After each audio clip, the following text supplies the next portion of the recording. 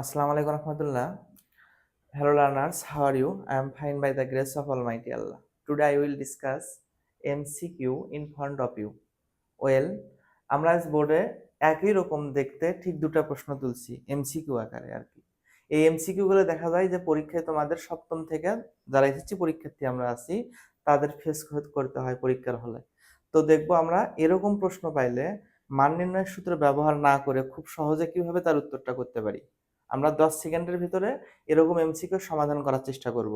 যেহেতু আমাদের এমসিকিউর প্রতি বরাদ্দ থাকে 1 মিনিট সময়।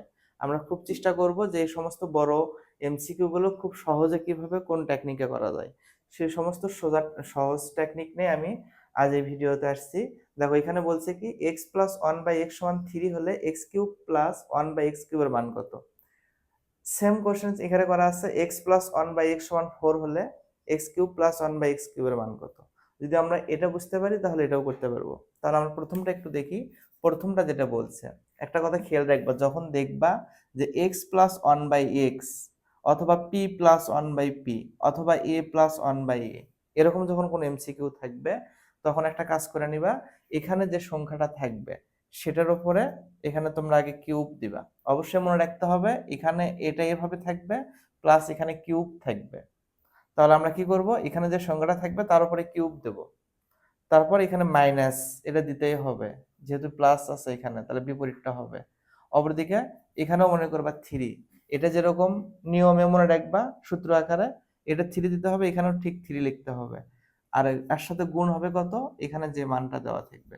তাহলে এখানে যে মানটা দেওয়া থাকবে সেটা এখানে লিখছি আর এখানে লিখছি, এই দুই জায়গায় লেখা আছে, লক্ষ্য করে দেখো এই দুই জায়গায়, এই দুই জায়গায়। তাহলে এখানে আমাদের এই 3 এর উপরে কিউব থাকলে হবে 27 আর 3 দিয়ে 3 গুণ করলে হবে 9, 27 থেকে 9 গেলে কত হবে 18। তাহলে আমাদের অ্যানসারটা হবে খ নম্বর। আচ্ছা, ঠিক আমরা 2 নাম্বার এমসিকিউটা একটু দেখব। দেখো একই রকম x প্লাস 1/x সমান 4 হলে x কিউব প্লাস 1/x কিউবের মান কত। তাহলে আমরা বলছি যে x প্লাস 1/x সমান 4, এখানে আবার কিউব আছে, তাহলে আমরা কি করব, যেটা দেওয়া আছে তার উপরে আমরা কিউব দেব, তারপর সূত্রের মাইনাস দেব। যেহেতু আমরা মান নির্ণয়ের সূত্র ছাড়াই অঙ্ক করেছি তাহলে সূত্রের মাইনাস দিলাম, তারপরে বলছি কি 3টা তোমাকে দিতেই হবে গুণন, এখানে কোনটা আসবে, এই তো এখানে যে মানটা দেওয়া আছে 4 এর উপরে কিউব দিলে আমার 64 হবে, 3 4 কত হবে 12, 64 থেকে যদি 12 বাদ দাও তুমি তাহলে হবে কত 52। দেখো এখানে আমাদের ক নাম্বার অপশনে সেটা দেওয়া আছে।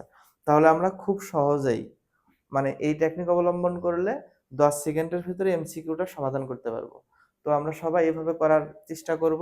আজ এই পর্যন্ত, সবাই ভালো থাকো, আল্লাহ হাফেজ।